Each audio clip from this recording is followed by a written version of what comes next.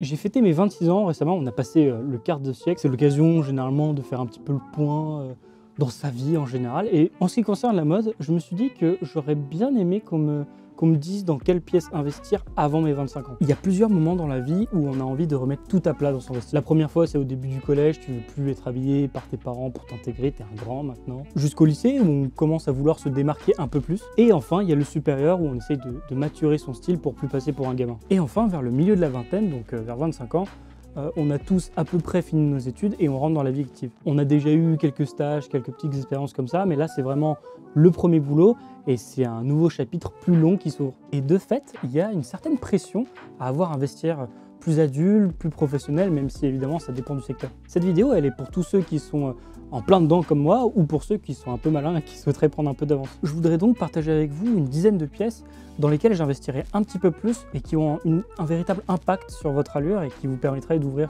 ce chapitre un peu plus sereinement.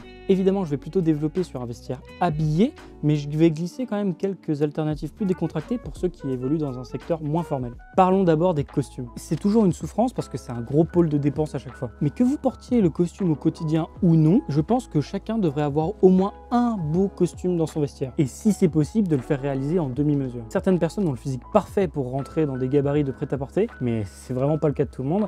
Et je pense que la valeur ajoutée sur un costume en demi-mesure est vraiment énorme à ce niveau-là. Vous en aurez besoin pour toutes les occasions de la vie. Typiquement un entretien d'embauche, puisqu'on est dedans, les mariages, aussi les événements professionnels dans lesquels vous allez potentiellement réseauter. Si vous ne vous en faites faire qu'un seul, que vous porterez en complet, parce que vous savez que vous n'allez pas porter le dépareillé, partez sur un bleu moyen dans un tissu 4 saisons assez lourd pour avoir un bon tombé. Et ce costume, on va le faire en non doublé ou en semi-doublé. On compensera ça en hiver avec du layering, parce que si c'est possible d'en rajouter quand il fait froid en hiver, en enlever quand c'est l'été, c'est pas possible. Privilégiez une largeur de revers convenable, je pense qu'à partir de 8,5 cm, c'est bien, franchement. Partez sur des poches à rabat passe-poilées et surtout, exit le thermocollé. À partir de maintenant, vous partirez que sur du semi-entoilé et si vous pouvez vous le permettre, de l'entoilage complet. Et je vous en supplie pas de costume slim, extra slim, skinny fit, surtout sur les pantalons, c'est vraiment vilain sur un costume et un petit peu enfantin. C'est aussi pour ça qu'on s'oriente vers la demi-mesure. Choisissez votre pantalon suffisamment haut pour qu'il soit complètement couvert par la veste et d'ailleurs ça aidera à ce que votre chemise n'en sorte pas. On ne devrait pas voir la forme de votre jambe à travers le pantalon. Gardez le pli central net, clair et défini. Pour la veste, la largeur des revers mettra en avant votre carrure.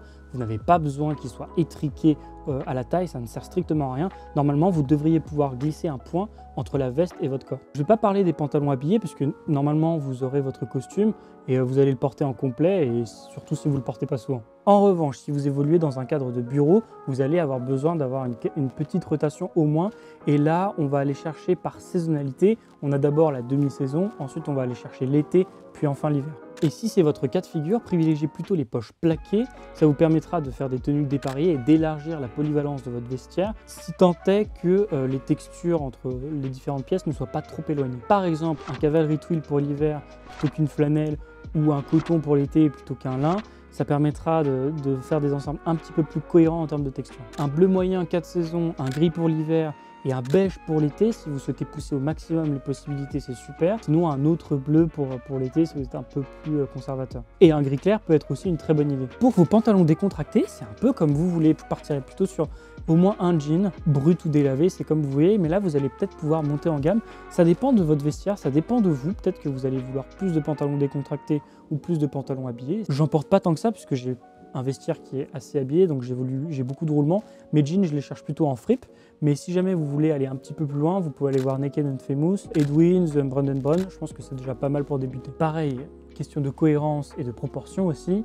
Ne prenez pas de skinny fit sur votre jean. Après, pour le reste, faites un peu selon vos inspirations. Est-ce que vous voulez partir plutôt sur du workwear ou sur du militaire ou plutôt sur du créateur? Là, c'est vos goûts et c'est le moment de les exprimer. Ensuite, il y a la chemise qu'on voit partout, mais c'est vraiment difficile de trouver la perle rare. Honnêtement, trouver des belles chemises qui sont à la hauteur de mes critères, pour moi, ça reste très récent. On a tendance à investir dans les grosses pièces comme le costume et à raboter sur le reste comme la chemise. Et pourtant, je vous promets, l'impact d'un très beau col de chemise, il est énorme et il se remarque immédiatement. C'est ce qui encadre votre visage, on va le voir tout de suite, C'est vraiment important et pourtant plutôt négligé. Pour ça, allez chercher un grand col avec un pied de colle généreux pour qu'il ait une tenue irréprochable, que ce soit porté avec ou sans cravate. Pour la forme, après, ça dépend un petit peu de vous. Je recommande pas forcément les cutaways qui vont pas très bien avec une cravate, je trouve. J'ai tendance à privilégier plutôt les cols larges et verticaux et assez droits, mais plus ouverts, c'est possible aussi, comme ce que je porte aujourd'hui. Et pour ça, je pense qu'avoir un bon roulement de chemise blanche, c'est absolument indispensable. Poplin et twill au moins, et puis vous pouvez aussi partir sur de l'Oxford si vous recherchez un petit peu plus de texture. Après, une fois que vous avez couvert ces besoins-là, vous pouvez vous amuser avec de la couleur ou même de la rayure. On arrive aux chaussures qui sont pour moi peut-être l'élément le plus important dans une tenue. On ne s'en rend pas compte, mais c'est généralement les chaussures qui donnent le ton à l'ensemble de la tenue et qui la fait basculer dans un registre plutôt qu'un autre. Et c'est d'ailleurs généralement là qu'on retrouve les plus grosses fautes de goût liées au registre. Ce sont les pièces qui sont le plus maltraitées et soumises à l'usure. C'est pour ça qu'il faut investir pour avoir de la qualité dedans. Et surtout niveau confort, c'est le plus important parce que si vous avez mal dans vos chaussures, vous allez passer une mauvaise journée. Je pense déjà qu'il vous faut au moins une belle paire habillée pour aller avec votre costume. Un Richelieu dans l'idéal, marron foncé. J'irai pas jusqu'à prendre un boufflerie, mais un peu de perforation, c'est possible. Il y a l'option du double bouc aussi pour les plus audacieux. Pareil, marron foncé, bout droit, pas de fioriture cette fois. Enfin, il y a le mocassin. Personnellement, j'irai sur un penny loafer qui a le mérite d'être plus polyvalent, mais quand il pleut l'automne et l'hiver, pas l'idéal. Ensuite, il vous faudra une paire peut-être un petit peu plus décontractée. Et je vous promets que si vous mettez une paire de souliers en cuir plutôt qu'une paire de baskets, vous allez tout de suite gagner en maturité sur votre tenue. Je pense qu'un modèle extrêmement polyvalent, c'est le Paraboot Avignon, qui est un derby demi-chasse monté sur une semelle gomme. Et c'est là aussi que vous allez pouvoir mettre toutes les bottines, par exemple une Chelsea ou une jumper boots plus classique. Sinon, si vous ne voulez pas vous embêter avec les lacets, une paire de Chuka Desert Boots, c'est possible aussi. Partirez sur des semelles gomme pour tous ces souliers. Mais si vous voulez le rendu le plus formel possible sur votre paire de chaussures habillées, pensez à passer chez votre cordonnier pour lui faire poser un patin crêpe avec un fer encastré sur votre semelle cuir. Une des meilleures améliorations qu'on peut apporter à son vestiaire d'hiver, c'est une très belle maille luxueuse dans une matière naturelle. Le mérinos, la laine Geelong ou le cachemire par exemple. On va surtout s'intéresser à la confection qui a un impact majeur sur la durabilité de votre pièce, notamment au niveau des bords-côtes, on va vraiment monter en gamme. Moi aussi j'ai eu les cols roulés Uniqlo en laine d'agneau, mais au bout de 2 saisons, ça se détend, ça bave et c'est vraiment pas joli. J'investirai dans 2 mailles plus haut de gamme pour l'hiver, une épaisse et une légère pour couvrir un peu toutes les températures. Pour la maille épaisse, on a plusieurs options. L'option un petit peu poussée, c'est le cardigan épais avec un col châle. C'est tout de suite très élégant, à porter comme une veste pratiquement, c'est très confortable mais ça reste distingué. Par contre, c'est pas donné, c'est une pièce que vous allez garder vraiment très longtemps si vous en prenez soin et que vous allez retrouver chaque saison avec grand plaisir. La seconde option, c'est un col roulé épais, très facile à porter de façon décontractée, surtout s'il a de la texture. Cela dit, j'irai pas forcément vers un gros point comme un nid d'abeille par exemple, j'irai plutôt vers soit une côte anglaise, soit une torsade qui est un motif très classique. Et ça vous aidera à les porter de façon un petit peu plus habillée si vous en avez besoin. Essayez une couleur claire comme le blanc, le gris clair, le beige, histoire d'apporter un petit peu de lumière à l'ensemble de votre tenue. Pour les mailles plus légères, vous pouvez aussi partir sur un col roulé plus fin si vous avez l'intention de le porter sous une veste. Mais pour ça, je préfère le col cheminé qui est certes plus rare, mais qui a quand même le mérite de ne pas se dérouler, ce qui est quand même pas mal, et d'être un petit peu plus polyvalent entre intérieur et extérieur. Sinon, le polo en maille, je trouve ça vraiment sympa. On le revoit depuis quelques saisons et j'ai l'impression qu'il est parti pour durer. On peut le porter par-dessus un t-shirt et avoir une allure avec le col quand même. On peut le porter à même la peau de façon très décontractée, ou on peut même faire du layering avec une chemise en dessous et même une cravate à la façon d'un col V que je porte ici. Le seul désavantage, c'est que les cols en maille ne se tiennent pas, donc en fait, c'est difficile d'avoir un beau rendu avec une veste tailleur par-dessus. Et si jamais vous avez un vestiaire plus décontracté, vous pouvez partir sur un col rond, c'est très sympa aussi.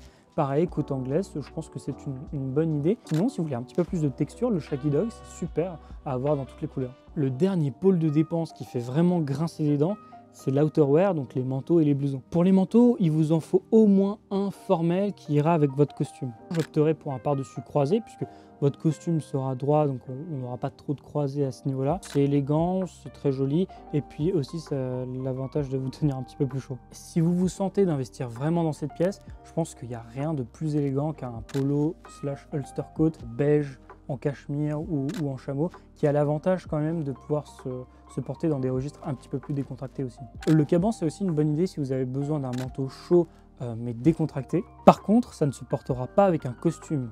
Ne le portez pas avec un costume, c'est une erreur de registre. Le truc qui peut être pas mal aussi, c'est d'investir dans un imperméable dans lequel vous avez une doublure amovible. Comme ça couvrira aussi bien les journées d'hiver et d'automne froides et pluvieuses que les débuts de printemps un petit peu capricieux. On arrive enfin à ma partie préférée qui sont les blousons et les vestes décontractées. Je trouve que c'est là où il y a beaucoup d'impact visuel et c'est aussi là où on peut vraiment affirmer ses goûts. Un blouson court, ça peut être très joli, ou bien une veste de travail si vous êtes plutôt workwear. Si vous avez un vestiaire plutôt habillé, c'est là que vous allez ranger votre barbour et canaliser votre châtelain britannique qui est en vous. La veste en cuir aussi, si on fait rêver plus d'un, c'est ici qu'on va la ranger. Alors tout ça, c'est aussi un pôle qui coûte vraiment cher, mais c'est aussi là où on va faire les meilleures affaires en seconde main, donc je vous recommande vraiment d'aller regarder de ce côté-là. Et enfin, dernière petite upgrade avec les mi-bas pour aller avec votre costume ainsi que les sous-vêtements, et pour ça, vous avez Petron qui sponsorise cette vidéo. Pour les chaussettes, avant j'étais coincé entre Uniqlo qu'il fallait que je remplace un peu tout le temps, parce que c'est pas vraiment génial, et les mi-bas